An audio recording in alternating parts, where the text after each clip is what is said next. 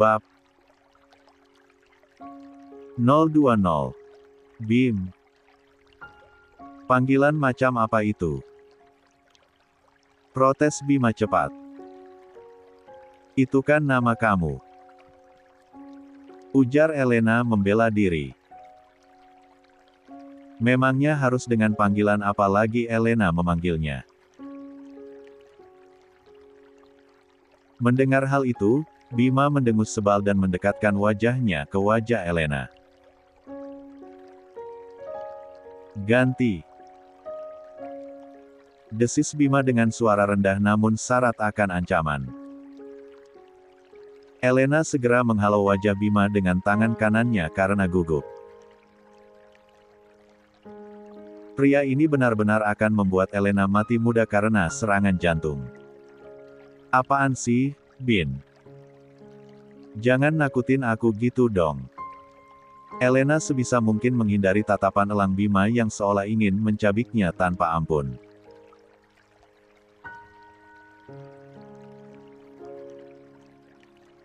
Udah aku bilang, ganti nama panggilan kamu ke aku. Aku nggak mau dipanggil pakai nama doang.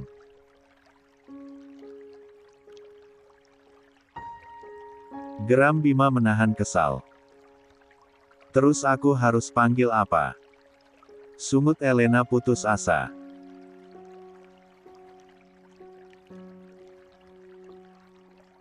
Ya, inisiatif dikit dong. Masa, gitu aja gak bisa sih? Bima juga tak mau kalah. Elena kan punya otak.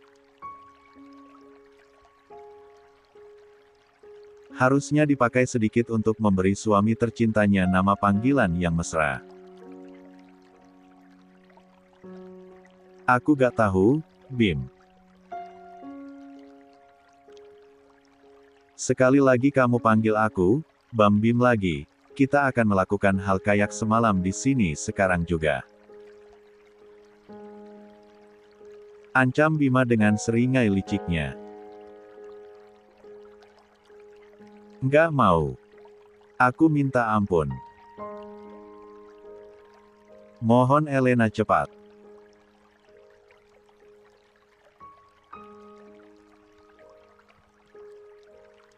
Jika harus melayani Bima lagi yang seolah tak pernah ada puasnya, Elena yakin bahwa setelah ini ia benar-benar hanya akan hibernasi dan baru akan terbangun esok hari.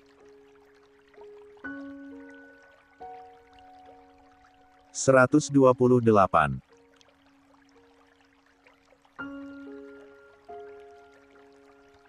Kembali gelak tawa Bima menggelegar. Menggoda Elena yang ketakutan benar-benar menjadi hiburan paling mengesankan bagi Bima. Sudah berapa lama Bima tidak tertawa selega ini? Seolah semua kesulitan yang ia hadapi langsung luruh semuanya ketika Elena berhasil mengundang tawanya untuk mengalun kembali seperti dulu. Bima terlalu bahagia sehingga kadang ia merasa takut sendiri jika suatu saat nanti bahagia ini menghilang sekejap dari hidupnya. Makanya kalau nggak mau, cari nama panggilan baru dong buat aku. Gak susah kan? Ujar Bima seraya berlalu meninggalkan El yang masih merasa ngeri dengan ancamannya. Dasar suami nyebelin. Gerutu Elena esal. Kak. Halo Tante. Apa kabar? Sapa Andra kepada Nyonya Puspa. Pria tampan berbalut kemeja putih dengan bawahan celana bahan berwarna abu-abu itu baru saja tiba di kediaman Dirgantara sejak 10 menit yang lalu. Baik. Kamu sendiri gimana? Kok lama sih baru main ke sini lagi? Tante kangen tahu. Maafin Andra Tan. Salahin si Bima tuh. Ngasih kerjaan ke Andra gak pernah tanggung-tanggung. Jadi, Lo nyalahin gue nih ceritanya. Sahut Bima yang baru saja menuruni tangga. Senyum kecil tercetak jelas di sudut bibirnya. Ini dia si biang keroknya udah datang, Tante. Ujar Andra bercanda. Pria tampan itu berjalan menghampiri sepupunya lalu memberi pelukan hangat. Gimana kantor selana gue gak ada? Tanya Bima sambil berjalan dan duduk di ruang keluarga. Baik. Gak ada masalah. Cuma ada beberapa berkas yang harus lo tanda tangani makanya gue kesini. Jawab Andra sambil menilah beberapa dokumen penting yang hanya akan berarti jika tanda tangan Bina tercoret di sana. Gimana proses syuting iklan kita yang digarap sama Dream Corporation? Lancar. Kalau menurut gue sih gak ada masalah. Cuma lo juga mesti kesana buat ngeliat langsung. Besok kalau gue ada waktu, gue kesana bareng lo deh. Oke. Jawab Andra ringan. Tak berselang lama, sepupu Bima itu akhirnya memutuskan untuk kembali ke kantor. Masih banyak pekerjaan yang menumpuk di meja kerjanya yang meminta untuk diselesaikan. Dan Andra bukanlah tipe lelaki yang suka menunda-nunda akan hal itu. Lo gak mau ketemu Elena? Biar gue panggilin. Tawar Bima sebelum Andra pulang. Gak usah, nyet. Gue buru-buru. Sahut Andra sambil melirik arloji mahal di tangan kirinya. Lo yakin? 129.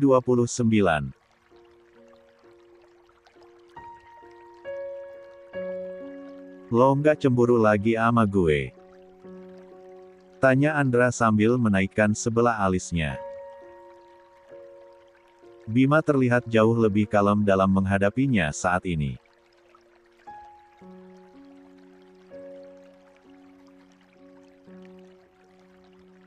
Sangat berbeda jauh dari terakhir kali ia datang kemari. Enggak lagi. Karena sekarang gue yakin kalau Elena cuma cinta sama gue. Dan gue juga tahu kalau lo nggak mungkin tega ngerebut orang yang gue sayang begitu aja. Jawab Bima penuh arti. Andra mengangguk setuju dengan pernyataan Bima. Ya, dirinya memang tidak akan setega itu merebut apa yang sudah menjadi milik sepupunya. La juga sudah pasrah jika Elena pada akhirnya memilih Bima. Selama sepupunya itu tidak menyakiti Elena, maka Andra akan mendukung Bima dan El bersama. Tak perlu pedulikan hati Andra yang menangis karena kisah cinta bertepuk sebelah tangannya. Setidaknya hanya dia yang tersakiti dalam kisah ini. Elena dan Bima sudah bahagia bersama.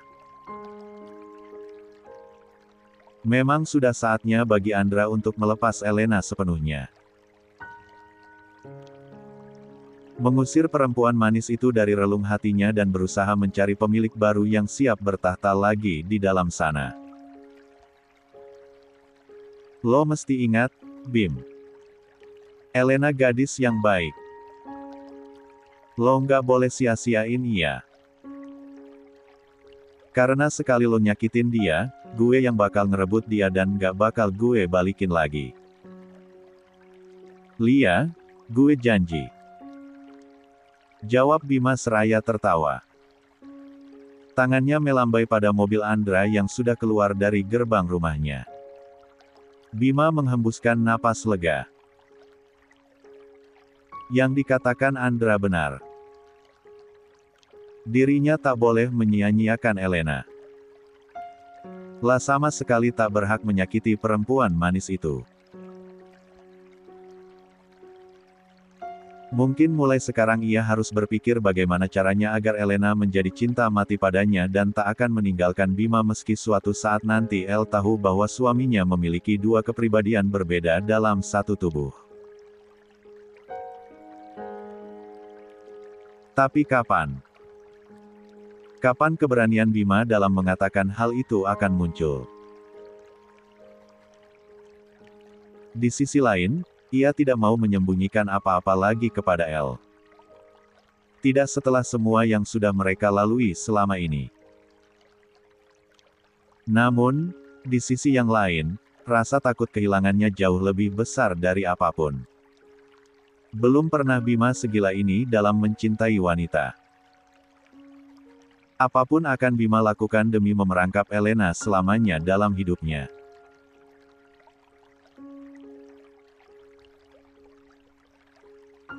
Meski apapun yang terjadi, baik Bima ataupun Darren sama-sama sudah sepakat untuk menjerat istri kecil mereka agar suatu saat nanti Elena juga bisa menerima Darren sama seperti ia menerima Bima. Bersambung 130. 103. Nanti siang jangan lupa bawain makan siang buat aku ya. Ujar Bima mengingatkan Elena kembali sebelum ia berangkat ke kantor. Mau dimasakin apa? Tanya perempuan mungil berambut panjang itu. Apa aja. Asal kamu yang masak aku pasti suka. Bima tersenyum lalu mengacak rambut panjang istrinya dengan gemas. Elena mencebikkan bibirnya mendapat perlakuan seperti itu dari Bima. Dirinya selalu merasa bahwa Bima memperlakukan dia layaknya anak kecil. Meski mengesalkan, ia tidak menampik bahwa dia menyukai sikap Bima yang seperti itu.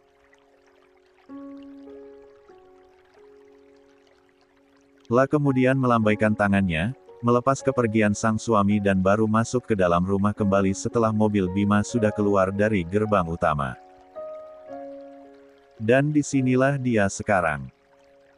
Di depan pintu masuk perusahaan Dirgantara Group yang baru pertama kali Elena lihat secara langsung. Jauh lebih besar dan megah dibanding yang biasa ia lihat di pemberitaan. Memasuki lobi kantor, Elena terpana melihat penampilan karyawan Dirgantara Group yang terlihat sangat elegan dan rapi. Semuanya terlihat luar biasa. Bahkan, seragam OB saja jauh lebih necis dari pakaiannya. Elena memandangi penampilannya saat ini. Memakai celana jeans pendek, kemeja kotak-kotak merah kebesaran dengan tank top warna putih di dalamnya. Topi baseball warna putih menghiasi kepalanya dengan sepatu kets berwarna senada. Ragu-ragu Elena tetap melangkahkan kakinya memasuki gedung Dirgantara Group dengan perasaan canggung. Sejak tadi ia hanya duduk di lobi perusahaan sambil mencoba menghubungi suaminya. Akan tetapi, ponsel pria itu lagi tidak dapat dihubungi. Ingin pulang. Tapi Elena merasa sayang. Dia sudah terlanjur tiba, apa kata Bima nanti kalau tahu bahwa Elena kembali lagi ke rumah. Menarik napas dalam, Elena memberanikan diri mendatangi meja resepsionis untuk menanyakan lantai berapa ruangan kantor Bima berada. Dua resepsionis dengan dandanan menor itu melirik sinis Elena dengan tatapan menilai. Ada yang bisa saya bantu Mbak? Sapa resepsionis 1. Ruangan Pak Bima ada di lantai berapa ya?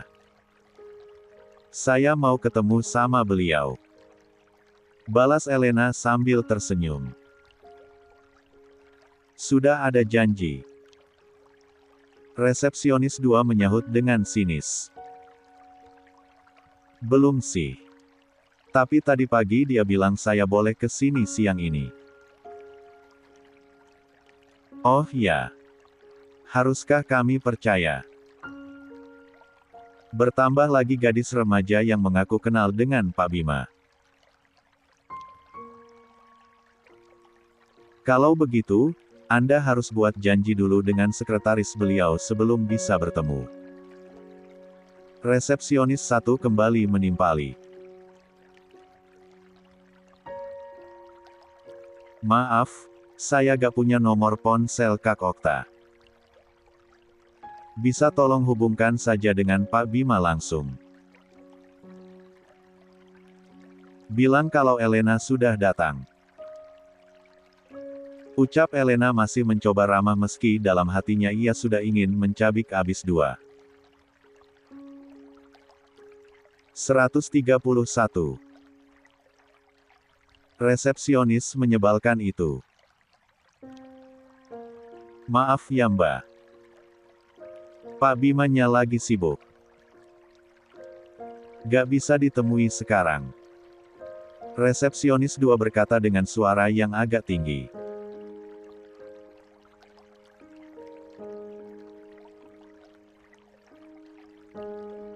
Elena mendengus kesal mendengar nada bicara resepsionis itu. Tapi dia bilang, saya bisa nunggu dia di ruangannya Mbak. Balas Elena tak mau kalah. Kamu kalau dikasih tahu Sarma yang lebih tua jangan nyolot dong. Pak Bima lagi rapat di luar. Gak ada di tempat, jadi mending sekarang kamu pulang aja.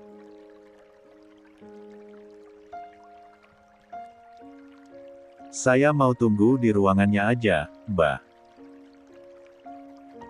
Tinggal kasih tahu aja ruangan Bima di mana dan saya bisa jalan sendiri. Elena benar-benar kesal dengan tingkah 2 resepsionis ini. Kedua resepsionis itu saling berpandangan, kemudian tertawa bersama merendahkan Elena. Memangnya kamu siapa? Tanya resepsionis 1. Saya istrinya, jawab Elena jengah. Tawa kedua resepsionis itu lagi-lagi meledak. Mereka memperhatikan penampilan Elena dari atas ke bawah.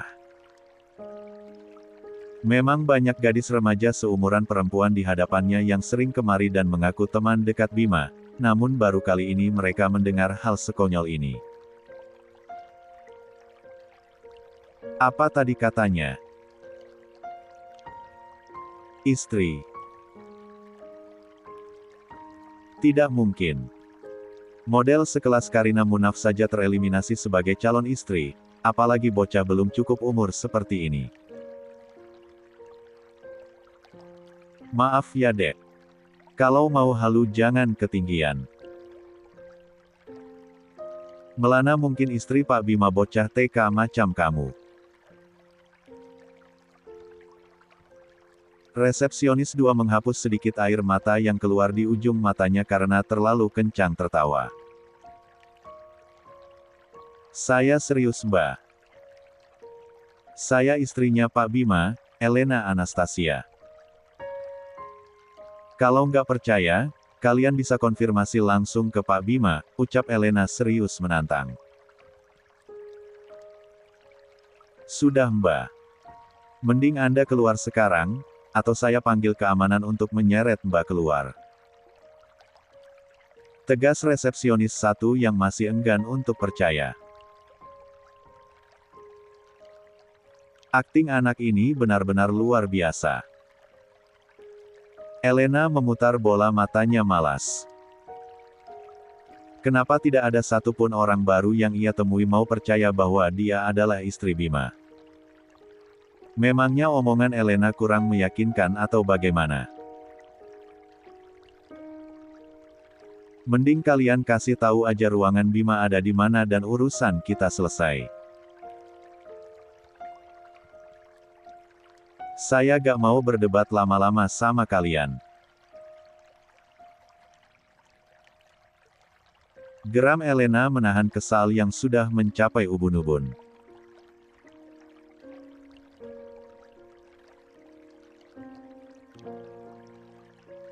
Kalau memang kamu istri Pak Bima, kenapa gak telepon Pak Bima buat ke sini aja?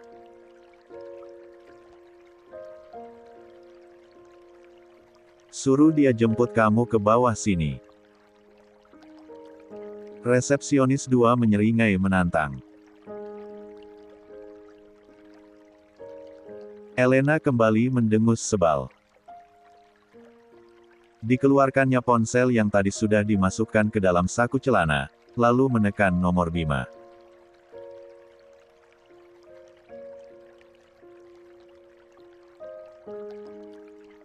Sama seperti tadi, tak ada jawaban. Kenapa?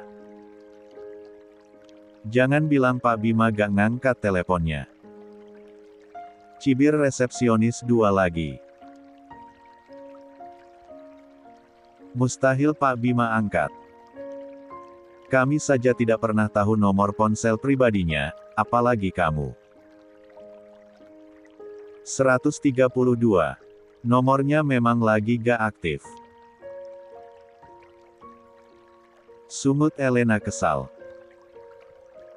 Dasar penipu. Ujar resepsionis 2 tadi lalu memanggil 2 security yang berjaga di pintu depan untuk menyeret Elena keluar. Saya gak bohong. Saya beneran istrinya Pak Bima. Bentak Elena sambil berusaha meloloskan diri. Ada apa ini ribut-ribut? Seorang wanita cantik dengan segelas kopi di tangan kanannya menegur orang-orang yang berada di sana. 2 resepsionis tadi langsung memberi hormat dengan pandangan agak takut. Ada gadis remaja lagi yang membuat keributan dengan mengaku sebagai istri Pak Bima. Jawab resepsionis 2. Seharusnya kalian bisa menangani tanpa perlu membuat keributan kan? Apa kata Pak Bima kalau sampai dia melihat ribut-ribut ini? 2 resepsionis tadi nyalinya langsung menciut. Tak berani melawan perintah dari wanita cantik yang berdiri dengan anggunnya di hadapan mereka.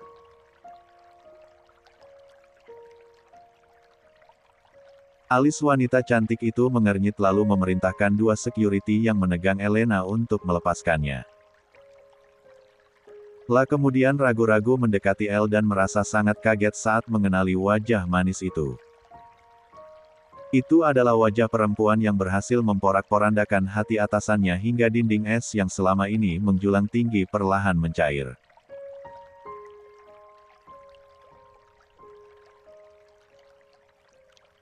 Memperbaiki ekspresi wajahnya kembali, Okta sekretaris cantik Bima memberi hormat pada Elena yang sukses membuat para resepsionis dan security tadi tertegun. Selamat datang, Nona Elena.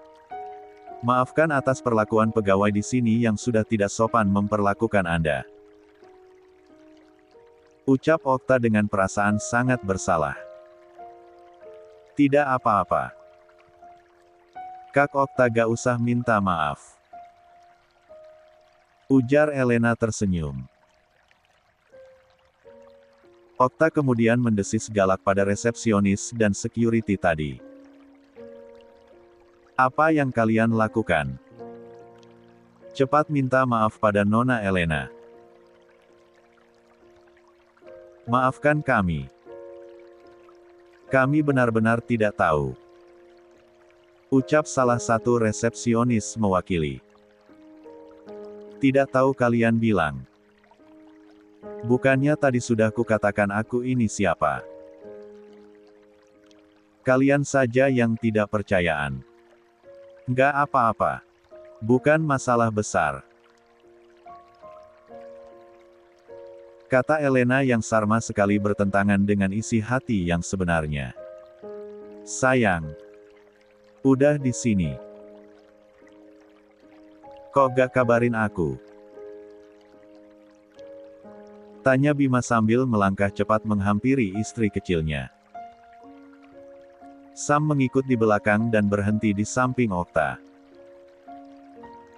Aku udah coba buat hubungin ponsel kamu, tapi gak aktif-aktif dari tadi. Gerutu Elena kesal. La kemudian menyunggingkan senyum mencibir pada dua resepsionis yang sempat meragukannya.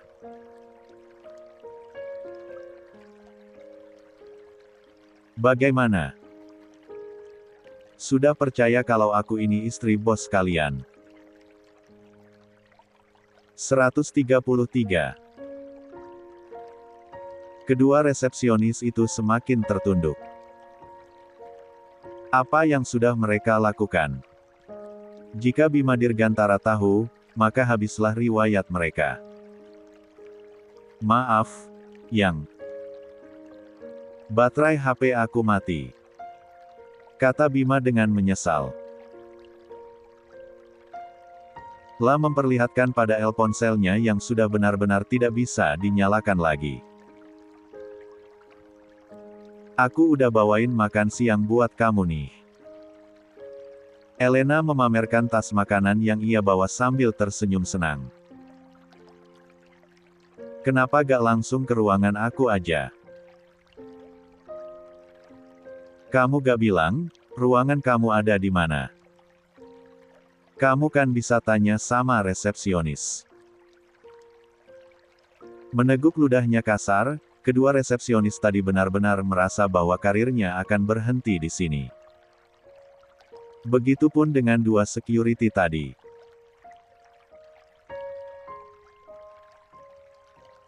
Meski mereka tidak salah dan hanya menuruti perintah, mereka tahu bahwa kemarahan Bima tidak pernah memandang satu orang saja.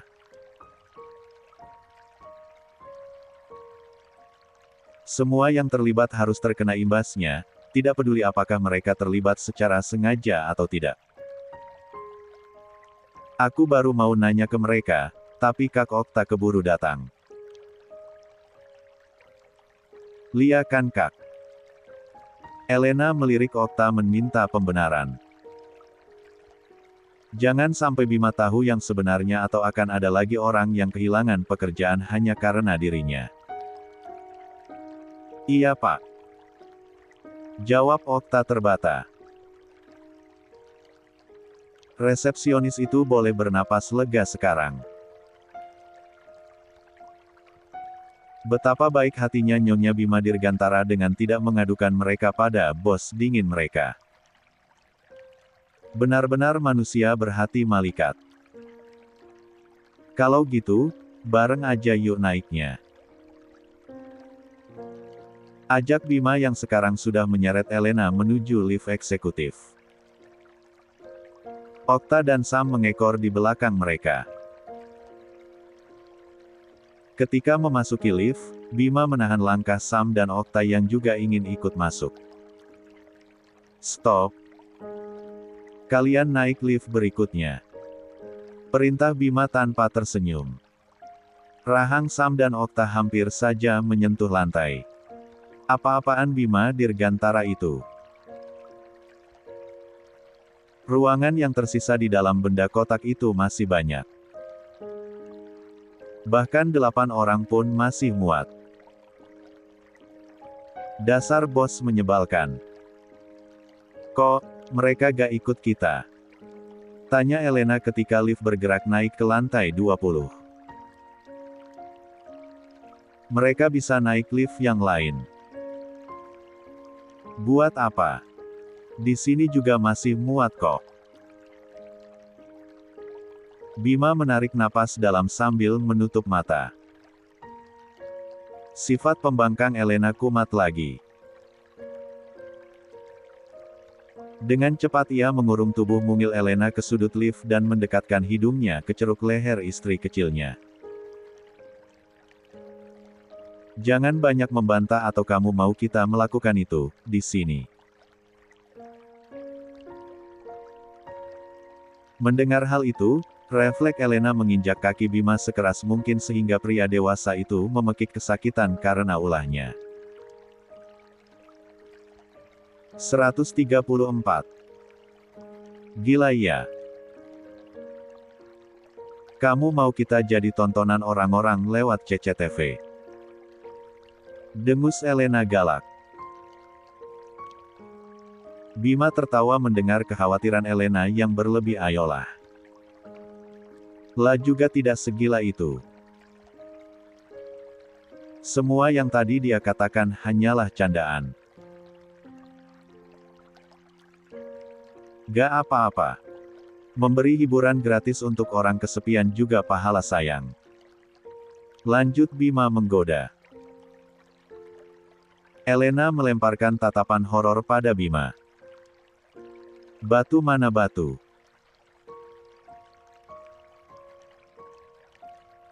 Sepertinya kepala Bima harus dipukul pakai batu agar darah kotor di dalam otaknya bisa dibersihkan. Ting. Lift terbuka dengan Elena yang buru-buru berjalan tanpa arah meninggalkan Bima yang masih berjalan santai di belakangnya.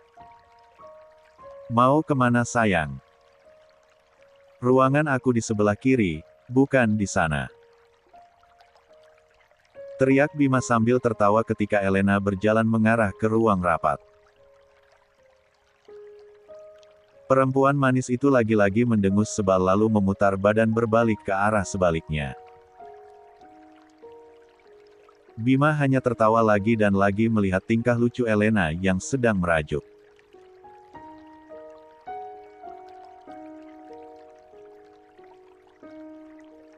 LSML, salah satu OB yang bertugas di lantai itu terpaku di tempat dengan gagang pel yang tak sengaja ia jatuhkan karena baru pertama kali melihat Bima tertawa seperti itu selama 2 tahun bekerja. Apa lihat-lihat? Tegur Bima menahan malu. Lah sama sekali tak menyangka bahwa ada orang lain selain mereka di lantai itu. Maaf Pak. Jawab Ismail yang segera menungut lagi alat pelnya dan berlari menyelamatkan diri. Bim. Kok gak bisa dibuka? Panggil Elena sambil berusaha membuka pintu ruangan Bima. Lagi-lagi Bima terkekeh. Lah mendekati Elena, dan dengan santainya ia memasukkan sidik jarinya pada detektor yang tertempel di dinding. Terdengar bunyi, bip, sebelum pintu didorong santai oleh Bima. 2. Silahkan masuk, sayang. Ujar Bima mempersilahkan. Elena lagi-lagi takjub dengan pemandangan yang baru saja dilihatnya. Bahkan ruangannya saja harus memakai sidik jari. Berapa banyak uang yang Bima keluarkan hanya demi mendesain pintu ruangannya saja. Yang bisa keluar masuk ke sini hanya aku, Okta, Sam dan Dedi. Selain itu, gak akan ada yang bisa. Nanti sidik jari kamu juga akan aku daftarin biar kalau besok-besok kamu ke sini, kamu bisa langsung masuk. Mata Elena mengedar memandangi setiap sudut ruangan kerja Bima. Benar-benar luas dan megah. Bahkan di dalam ruangan itu juga ada kamar tidur lengkap dengan lemari yang penuh dengan keperluan Bima di dalamnya. Orang kaya memang bebas. Ngapain bikin kamar di dalam ruangan kantor? Bima mengangkat alisnya sambil berpikir untuk kembali menjahili Elena. Masal kamu gak tahu buat apa? Ya, aku memang gak tahu. Kalau aku tahu, buat apa aku nanya? Ujar El sambil mengerucutkan bibirnya sebal. 135. Buat tidur sama perempuan. Elena buru-buru melotot marah pada suaminya. Apa si manusia kutub ini sudah bosan hidup? Gak usah dilanjutin. Perintah El dengan hati yang panas. Otaknya sudah mulai berpikir yang tidak-tidak lagi.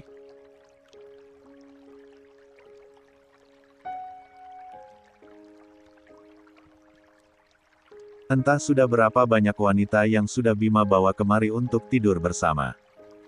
Dan jujur, Elena cemburu. Bersambung. 136. 104. Bima tak bisa lama-lama menahan senyum yang sejak tadi memaksa terbit.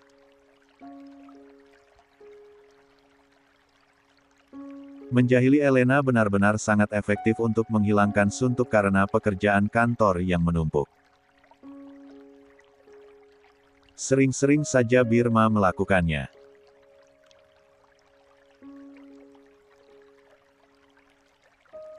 Kalimat aku belum selesai kok udah dipotong. Gak perlu kamu lanjutin, aku juga udah tahu kelanjutannya.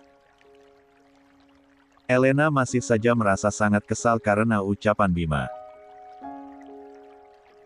Dasar lelaki yang tidak bisa menghargai perasaan istri.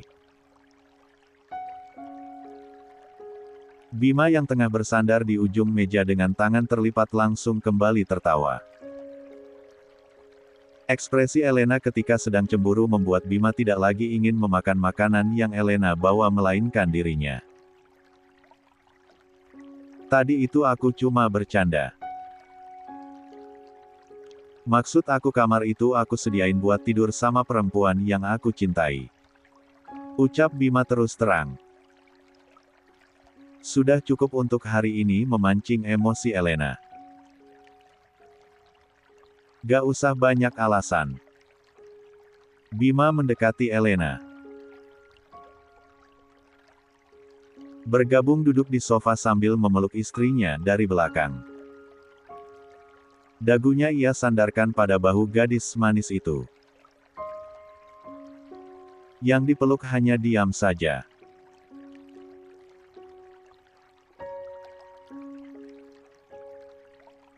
La memang marah, namun enggan juga menolak pelukan Bima. Elena merasa bahwa pelukan pria tampan itu selalu bisa menyalurkan ketenangan untuk El. Pelukan itu selalu membuat Elena merasa benar-benar diinginkan dan dicintai. Aku nggak banyak alasan sayang. Aku serius.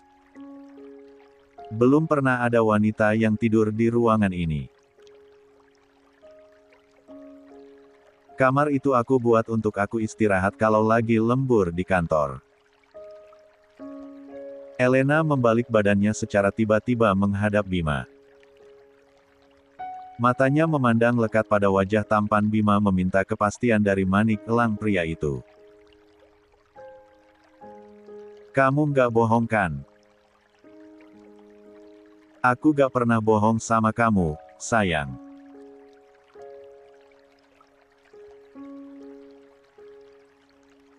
Jawab Bima seraya mengelus pipi lembut Elena.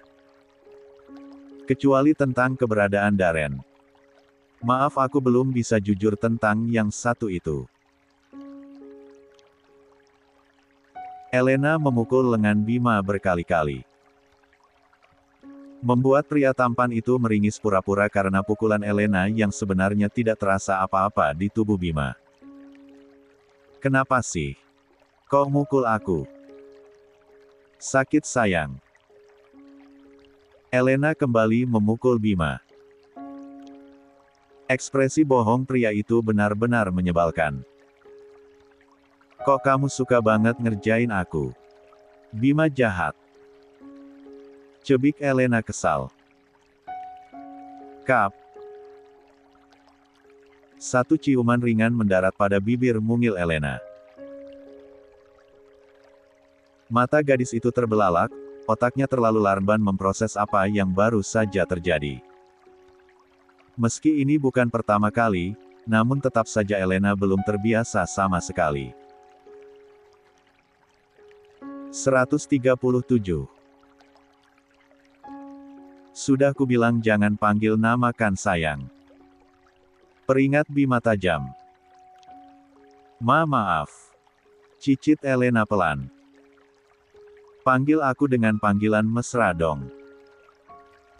Aku kan suami kamu sayang.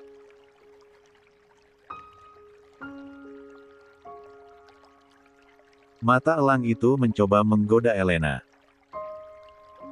Bai, maafin aku Bai. Kembali nyali Elena menciut. Bima benar-benar punya aura yang mengintimidasi yang luar biasa hebat. Bai.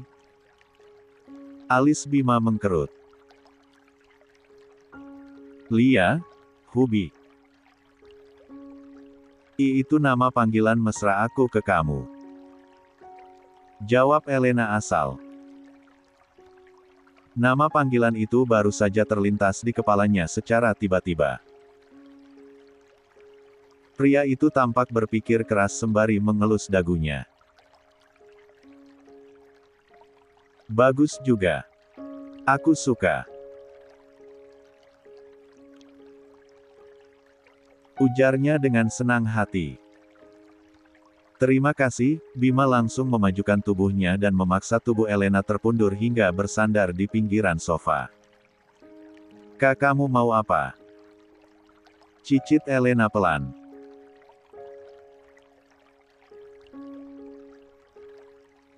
Mata itu, mata dengan pancaran yang sama dengan yang Elena lihat di malam dia menyerahkan mahkota paling berharganya sebagai perempuan kepada Bima. Gadis itu sangat paham apa maksud dari tatapan itu. Ini di kantor, Bai. Kamu jangan aneh-aneh. Peringat Elena sembari menahan dada Bima dengan kedua tangannya. Bukannya menurut, pria tampan itu semakin mendekatkan wajahnya ke wajah Elena dengan senyum tipis yang membuat Elena hanya bisa pasrah. Mau bagaimana lagi? Percuma ia memberontak dengan kekuatannya yang tak ada bandingannya dengan tenaga milik suaminya.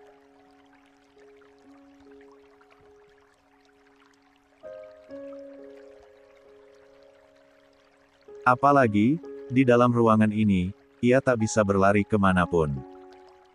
Seluruh sudut ruangan ini adalah kekuasaan Bima Dirgantara. Tuan Muda. Panggilan Sam yang tiba-tiba masuk tanpa pemberitahuan lebih dulu membuat sepasang manusia yang sedang beradegan mesra di sofa langsung bubar dengaran kelabakan. Elena mendorong kuat tubuh Bima hingga terjungkang dari sofa dan dia segera mengambil majalah yang ada di atas meja. Berpura-pura membaca meski posisi majalahnya terbalik. Sama sekali tidak peduli dengan wajah syok suaminya yang terduduk di lantai akibat ulahnya. Bima berpindah menatap biang kerok yang baru saja mengganggu aktivitas menyenangkannya. Sam yang nyalinya langsung menciut berbalik ke belakang. Berusaha berpura-pura tidak melihat. Pria berkepala pelontos itu berjalan kembali ke arah pintu sembari bergumam yang sengaja ia perdengarkan kepada Bima dan Elena. Sepertinya Tuan Muda sedang tidak di sini. Apa mungkin dia dan Nona El sedang keluar?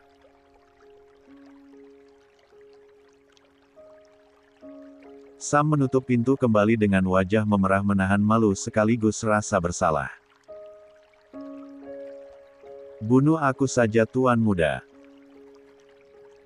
Bagaimana aku bisa lupa kalau Tuan Muda sudah menikah?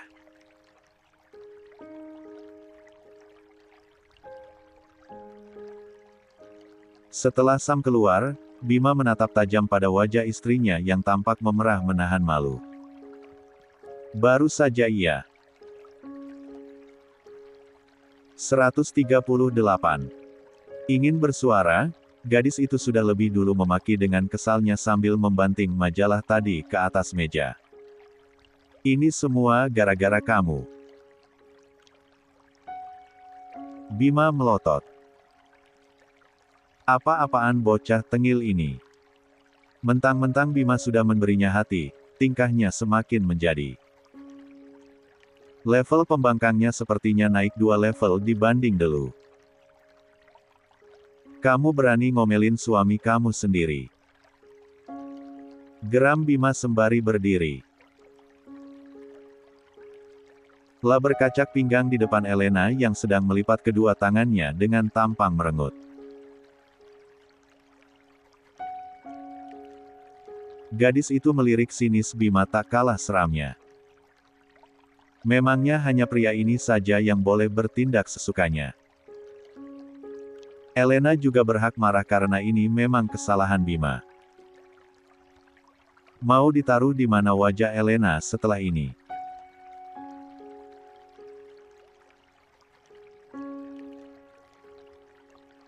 Orang kepercayaan suaminya itu pasti sudah melihat adegan mesra mereka tadi. Dan dengan lihainya ia pandai berpura-pura dengan mengatakan tidak melihat siapapun di ruangan ini. Memangnya Elena dan Bima kurang besar apa sehingga Sam tidak bisa melihat mereka? El bukan anak kecil yang bisa ditenangkan hanya dengan kebohongan bodoh seperti itu. Aku lapar. Mana makanan aku? Sungut Bima seraya duduk kembali di samping Elena. Gadis itu menarik napas dalam. Mengusir rasa kesal di hati dan membuka kotak makanan yang tadi ia bawa. Kotak yang menjadi alasannya datang ke gedung Dirgantara Group untuk pertama kali. Nih. Elena menyerahkan makanan kepada Bina dengan senyum sumringah. Amarahnya tadi sudah menguap entah kemana. Gadis itu masih mengingat nasihat lama dari sang almarhumah ibunya. Jangan marah-marah di depan makanan. Itulah salah satu pesan kecil dari ibunya yang masih El ingat sampai sekarang.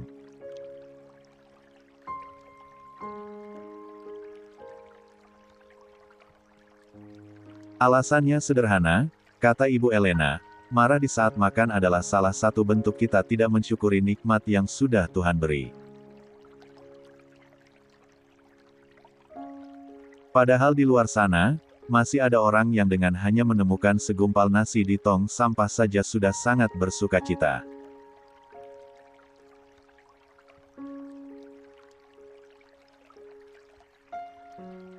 Mungkin terdengar remeh, tetapi Elena sangat memegang erat setiap petuah kecil yang Nyonya Malika ajarkan padanya semasa hidup. Suapin. Perintah Bima. Kamu udah besar. Bisa makan sendiri kan? Enggak. Tangan aku lagi sakit. Mata El melotot. Hei Bima Dirgantara. Sejak tadi tanganmu itu baik-baik saja. Kenapa tiba-tiba sakit begitu? Pasti ini akal-akalanmu saja kan? Dasar manusia kutub menyebalkan. Hidup di kutub utara aja sana sama beruang. Bima menunjuk-nunjuk dahi Elena dengan jarinya.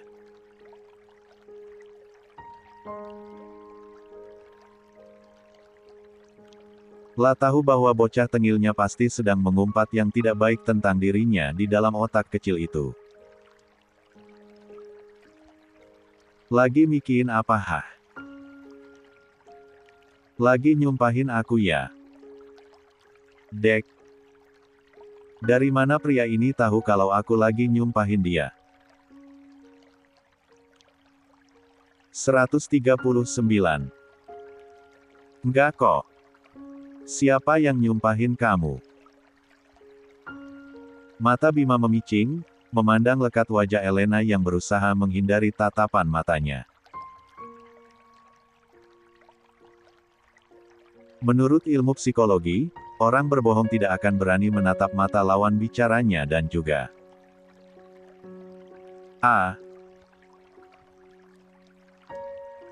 Elena memasukkan makanan ke dalam mulut Bima demi membungkam mulut Bima yang akhir-akhir ini selalu terdengar cerewet.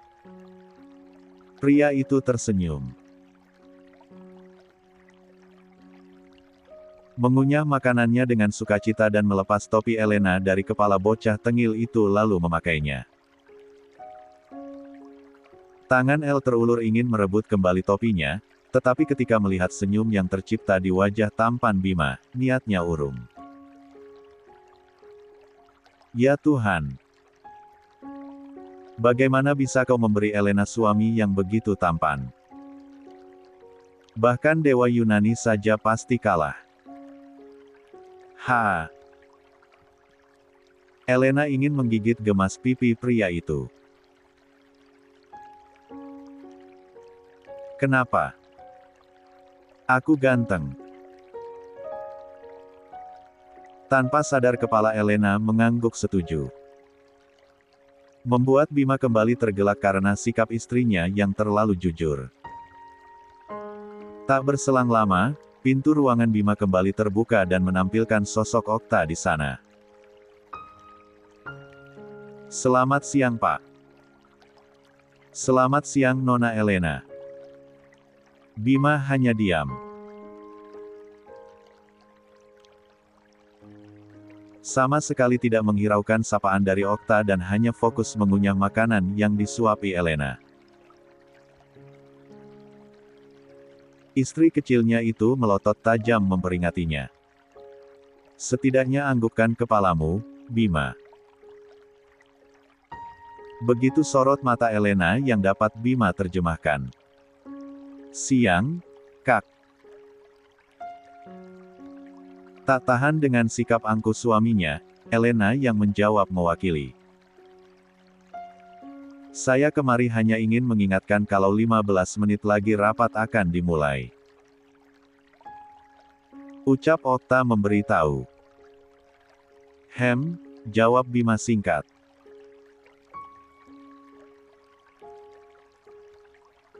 Makasih Kak, infonya. Maafin kelakuan Bima yang menyebalkan ya. Okta tergelak mendengar ucapan Elena. Santai saja Nona. Saya sudah terbiasa dengan tingkah Pak Bima yang seperti tadi. Dia memang begitu sejak dari dulu. Jawab Okta santai sambil menatap Bima. Yang ditatap hanya bertingkah acuh. Masa bodoh dengan obrolan Elena dan Okta. Kak Okta mau makan juga. Ini Elba VWA banyak makanan loh. Enggak. Okta bisa beli makanan sendiri. Ini jatah aku kok mau dibagi sama dia. Sungut Bima cemburu. Ish. Bagi-bagi dikit kek. Desis Elena dengan mata melotot. Okta lagi-lagi tertawa. Atasan dinginnya benar-benar berbeda di depan istri kecilnya. Jauh terlihat lebih mirip anak kecil ketimbang pria dewasa yang sebentar lagi berusia 30 tahun.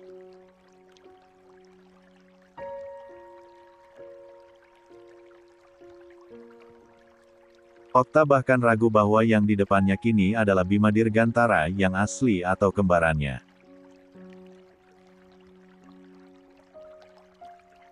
"140. Tidak usah, Nona. Saya sudah makan siang tadi bersama staf sekretaris yang lain. Panggilnya Elena aja Kak. Gak usah pakai Nona. Maaf, tapi saya rasa itu sedikit agak kurang sopan. Bye." Elena menatap Bima. Meminta pertolongan. Turuti saja, Okta. Jangan membantah perintah istriku. Celetuk Bima malas. Baik. Akan saya lakukan. Okta mengangguk patuh dan berbalik keluar dari ruangan. Sekretaris cantik itu menggelengkan kepala seraya tertawa kecil. Apa yang baru saja Okta lihat? Sejak kapan Bima Dirgantara mau diperintah seperti itu?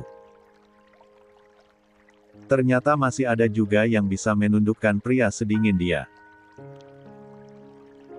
Aku mau rapat dulu.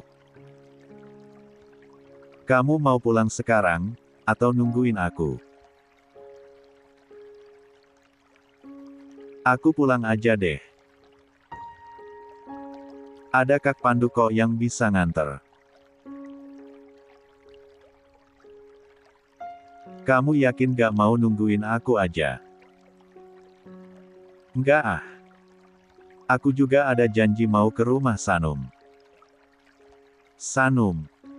Alis Bima terangkat. Baru kali ini ia mendengar nama itu. Dia sahabat aku zaman sekolah dulu. Dan dia baru aja balik lagi ke Indonesia setelah 3 tahun di Norwegia. Oh. Kamu hati-hati ya. Bima melepas topi yang tadi ia pakai dan memasangkannya kembali ke kepala El. Elena tersenyum. Sedikit berjinjit lalu mengalungkan kedua tangannya pada leher pria itu. Elena menghadiahkan Bima ciuman kecil. Sedikit agak lama yang membuat pria itu terkejut bukan main. Apa itu? Tanya Bima shock. Mood booster supaya kamu gak makan orang di ruang rapat nanti. Bye. Ucap gadis itu sambil berlari keluar ruangan seperti anak kecil. Bima masih mematung di tempat. Memegangi bibirnya bekas ciuman Elena, pimpinan tertinggi Dirgantara Group itu tersenyum. Hatinya benar-benar sudah tercuri sepenuhnya. Dan pelakunya baru saja kabur membawa segala hal yang Bima miliki dengan tawa yang akan selalu mengiringi hari-hari Bima berikutnya. Bersambung 141 105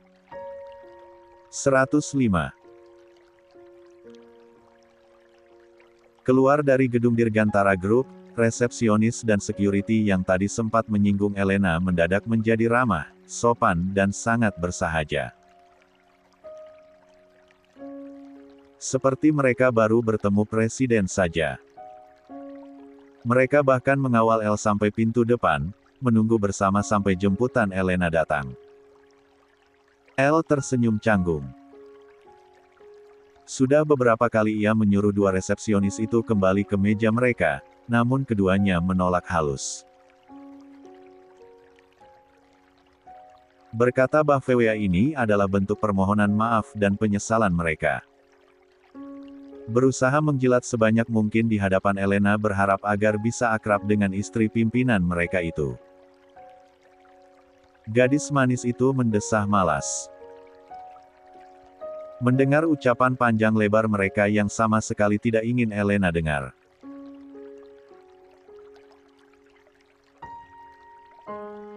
Kebanyakan mulut mereka hanya mengomentari tentang Elena dengan melebihkan bumbu banyak di sana-sini. Benar-benar penjilat ulung, pikir Elena. Beberapa menit kemudian, barulah ia bernapas lega. Pandu akhirnya datang juga. Pria tampan berlesung pipi itu turun dari mobil. Tersenyum ramah pada majikan perempuan sambil merapikan jas hitam yang ia pakai. La kemudian membuka pintu mobil untuk El, mempersilahkan perempuan itu masuk dan menutup pintu kembali. Akhirnya Elena bisa bebas dari menerka.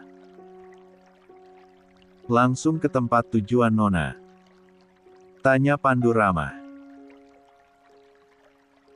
Mampir ke Mall XX dulu Kak. Elena mau beli sesuatu buat mamanya Sanum. Baik, Non. Jawab pria tampan berlesung pipi itu.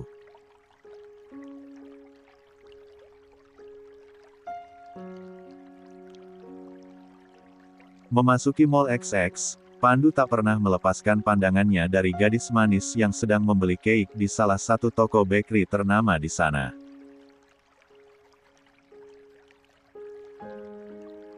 Pandu menunggu setia di depan pintu toko bakery dengan pandangan mengedar ke seluruh penjuru mall. Melihat-lihat siapa tahu ada sesuatu yang menarik yang bisa ia jadikan tontonan. Mata Pandu menangkap sesosok perempuan yang tampak mencurigakan. Sejak tadi, di depan gedung Dirgantara Group Pandu sudah melihat orang itu bersembunyi. Pandu curiga, apa jangan-jangan ia mengikuti Elena? Cek, kenapa orang jahat selalu mengganggu majikan cantik dan baik hatinya sih? Kak, bisa tolong bawain nggak? El mau ke toilet dulu. Elena menyodorkan plastik berisi satu buah kue red velvet pada Pandu. Pandu mengangguk. Mengambil alih plastik cake yang diberi Elena dan berpura-pura tidak melihat si penguntit.